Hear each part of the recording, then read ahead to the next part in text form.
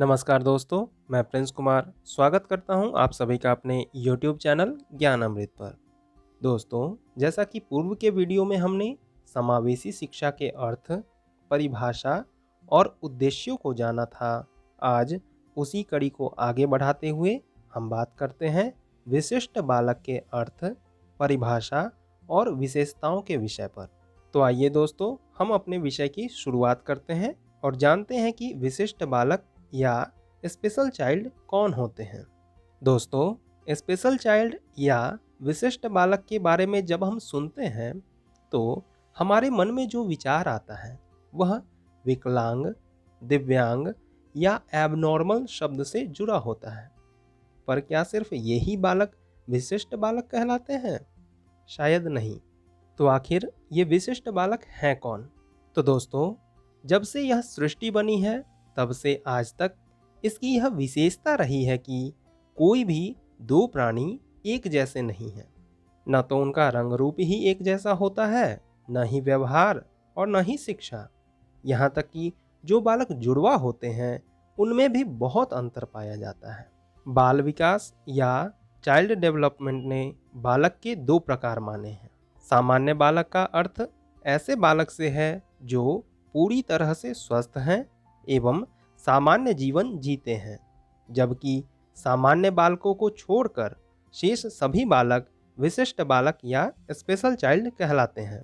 दोस्तों, व्यक्तिगत भिन्नता के मनोविज्ञान के सिद्धांत से पहले सभी बच्चों को सामान्य बालक मानकर सामान्य श्रेणी में ही रखा जाता था।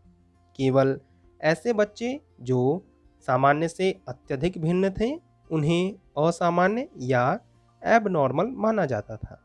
लेकिन जैसे जैसे मानसिक मापन तथा सांख्यिकी का विकास हुआ, वैसे वैसे उन बालकों की ओर भी ध्यान दिया गया जो सामान्य से थोड़ा भी भिन्न थे।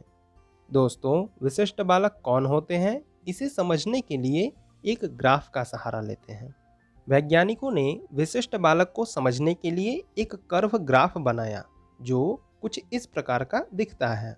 इसके बीच का जो उठा हिस्सा एवं आसपास के हिस्सों को सामान्य बौद्धिक क्षमता वाला बालक माना जाता है। वहीं कर्व के दाएं व बाएं के 10-10% हिस्से को सामान्य से कम तथा सामान्य से अधिक बौद्धिक क्षमता वाला बालक कहा जाता है। इनकी संख्या कर्व के दोनों ओर 10-10% है। इन्हीं 20% बालकों को ही विशिष्ट बालक यानी स्पेशल चाइल्ड कहा जाता है। दोस्तों, अब तो आप समझ गए होंगे कि स्पेशल चाइल्ड या विशिष्ट बालक का अर्थ सिर्फ दिव्यांग या मानसिक रूप से अस्वस्थ बच्चों से नहीं है। अब जब हमने विशिष्ट बालक के अर्थ को समझ लिया है तो अब देखते हैं कि विद्वानों ने विशिष्ट बालकों के विषय में क्या क्या परिभाषाएं दी है। तो सचवाट्ज कहते हैं कि जब हम किसी को विशिष्ट कहकर वर्णित करते हैं, हम व्यक्ति को औसत या सामान्य लोगों जिन्हें हम एक या इससे अधिक लक्षणों के संबंध में जानते हैं से अलग रखते हैं।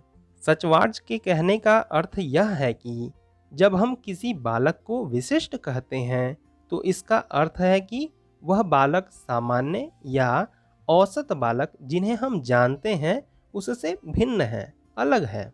हेग के अनुसार जो बालक किसी एक अथवा कई गुणों की दृष्टि से सामान्य बालक से पर्याप्त मात्रा में भिन्न होता है उसे विशिष्ट बालक कहते हैं। अर्थात जो बालक सामान्य बालकों से कई गुणों में अलग होता है उसे ही विशिष्ट बालक कहा जाता है।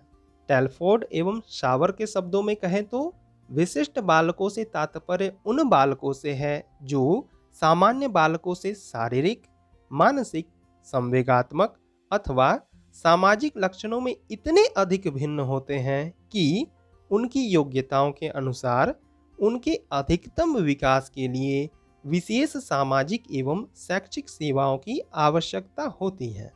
दोस्तों, टेलफोर्ड और सावर ने उन लक्षणों को बताया है जिससे कोई बालक विशिष्ट कहे जाते हैं और इन्हीं लक्षणों के कारण ऐसे बालकों को विशिष्ट सेवाओं या सहयोग की जरूरत होती है। दोस्तों, जब हम इन परिभाषाओं को देखते हैं तो इससे जो निष्कर्ष निकलता है उसे कुछ इस तरह से कहा जा सकता है कि ऐसे बालक जो सामान्य बालकों से शारीरिक, मानसिक, संवेगात्मक या सामाजिक रूपों में भिन्न हैं, अलग हैं और जिन्हें विशिष्ट सहयोग की आवश्यकता होती है, उन्हें विशिष्ट बालक कहा जाता है। दोस्तों, अब विषय को आगे बढ़ाते हुए बात करते हैं विशिष्ट बालकों की विशेषताओं पर। तो विशिष्ट बालकों की पहली विशेषता है कि उनमें कुछ शारीरिक विकृतियां होती है, जैसे किसी खास अंग का बड़ा, छोटा, मोटा या पतला होना। दूसरा, ये शारीरिक रूप से प्रायः अस्वस्थ, नाजुक या कठोर होते हैं। तीसरा, इनका शारीरिक तथा मानसिक विकास या तो बहुत तेज होता है या बहुत धीमा होता है।